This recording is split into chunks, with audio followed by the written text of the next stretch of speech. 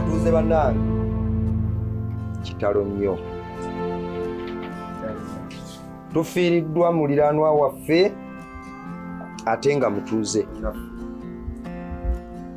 Ate nammwe mbeebaza okubeera nga bwe mwawulidde emiranga n'okwasiirana mwajjiddewo bunnambiro okutubeererawo mu kaseera kano okusoboozebwa. Kitalo nnyo.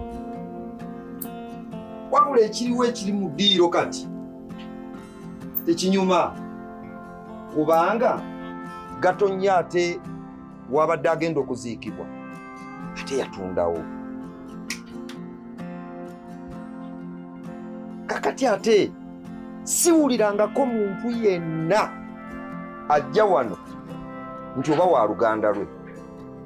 Siwulirangako Gatonnya ng'akifulumya mu kamwa ke ebbanga lyonna lye mbadde naye wano ng'agamba nti oba ayina kojjaawe egindi, oba ssengaawe ow'egindi, oba muganda we, oba wa wonna.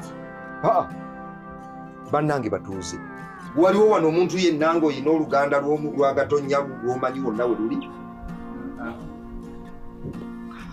Kaakati tetuyinza kukkiriza Gatonnya nti oba tumuziike mu nnyumba mu, kubanga mu nnyumba muteekwa okusigalamu nnamwandu n'abaana bamulekwa.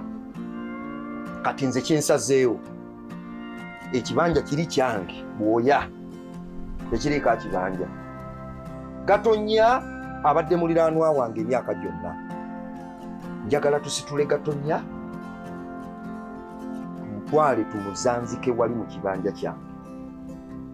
Ekyo nakyo kive mu ddiiro. Waliwo omulala yenna alina kyateesa ku nsonga eyo?